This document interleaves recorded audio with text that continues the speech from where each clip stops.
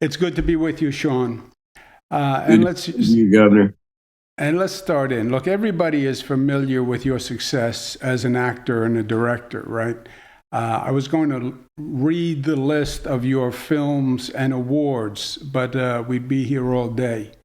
And congratulations! I understand you now have your daughter following in your footsteps in your profession, so that must be rewarding.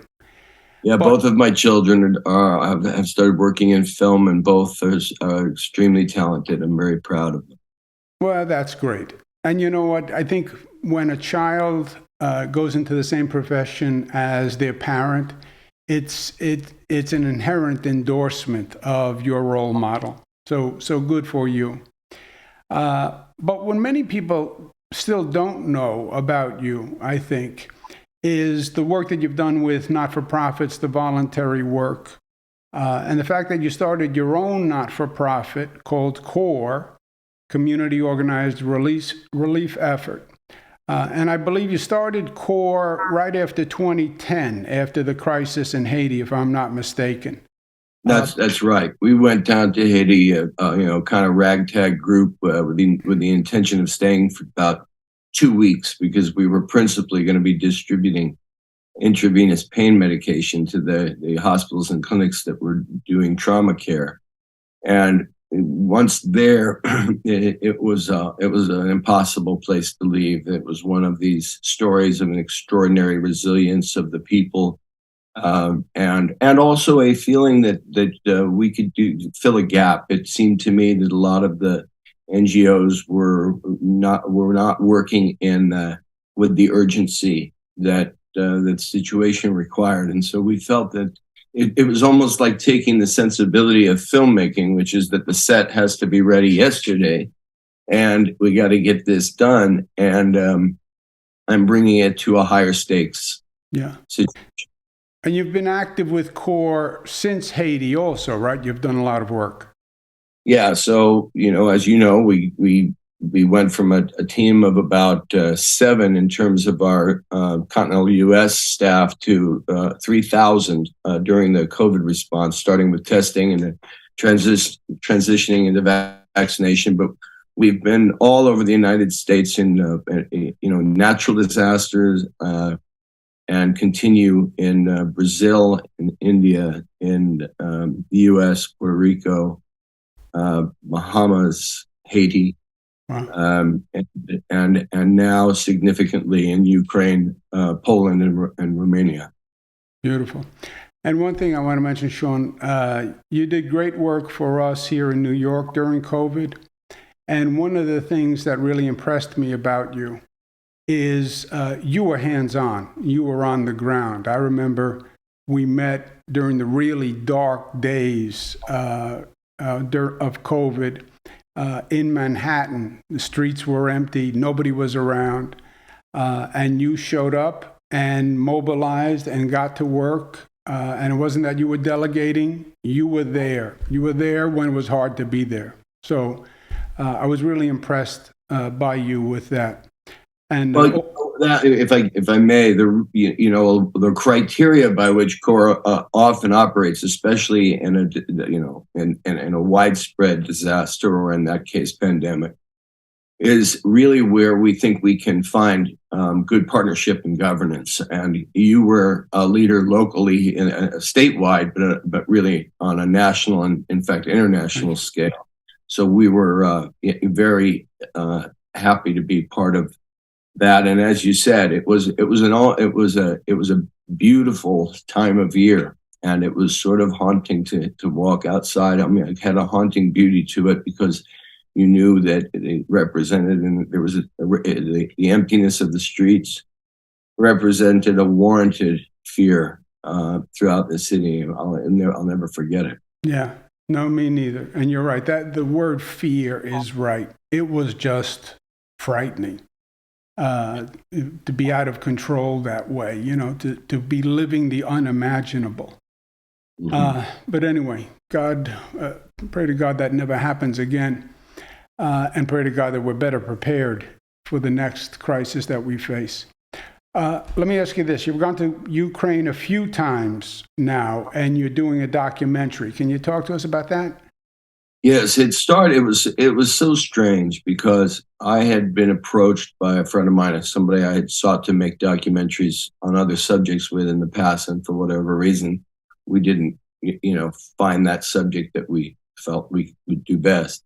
And he came to me with the idea of doing a story on Vladimir Zelensky, a comedic actor who then played a character, a teacher who became sort of accidentally, like in being there, but became president, and then becomes president of the country. One would have known the interesting history of Maidan in 2014, when the first Russian invasion and annexation of Crimea, theft of Crimea, happened. And then to see this, and a lot of history of corruption and Russian puppet politicians within. And to suddenly see this guy rising was a story of its own, complemented by, in the United States, what had been all the stories of the controversial phone call with President Trump. And we thought, well, we can tell that bigger story. We can tell the story of what was going on in the East, which was a continuing conflict in the last 8 years before this major invasion by the Russians. But while telling that story, we'll be telling the story of this man.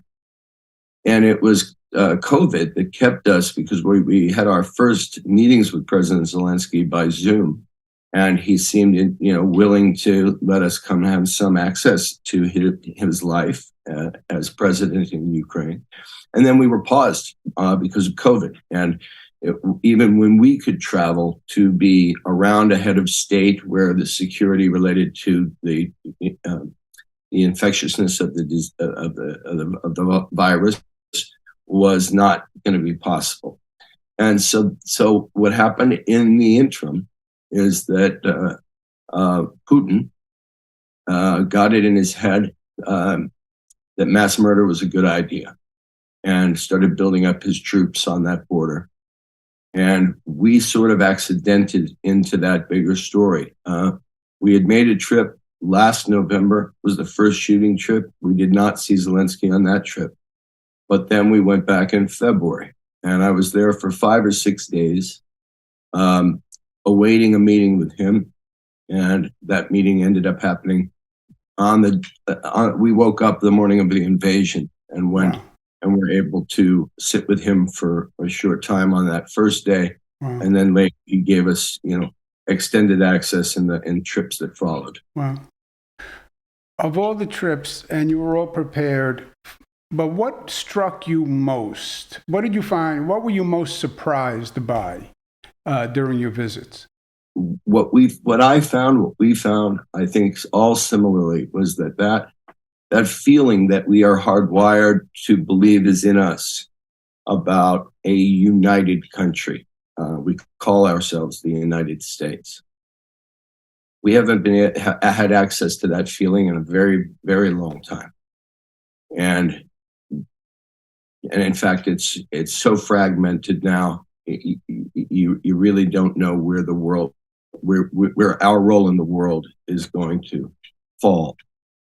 But Ukraine is a United State. In spirit, in courage, in care. The railroad of Ukraine has its slogan is iron and soft, because of this notion of the Ukrainian people having to be as strong as iron, but that it's a folly if they don't hang on to their empathy and for each other and kindness towards each other. And they really do embody that. And President Zelensky is the extraordinary poster man for it, because he totally embodies what we experience with his people at large. Yeah. And how unlikely, right, that a former actor would become president and then be in this critical situation and step up the way he has. Yeah, it's really extraordinary. It seems like Putin's strategy is almost like trying to sap the strength out of Ukraine, right? He's attacking the systems, no water, no heat, no power. What's your sense on the recent trip? How are the people of Ukraine holding up? Does it seem like it's getting to them? I think that the people of Ukraine have understood this dynamic for a very long time. We will remember that in 2014, during the Maidan demonstrations, from bullets flying to freezing temperatures, they just came back in bigger numbers and rode it out. So it's really on us. The hardships are for us to help relieve. Whether that has to do with diesel generators or weapons. And with the U.S. now, sure, I wish that we had been as bold immediately as we are cumulatively being in support, because already there's numbers as many as perhaps 20,000 dead in Ukraine. Incredible infrastructure damage. But there is no doubt in my mind that Ukraine will survive that and prevail.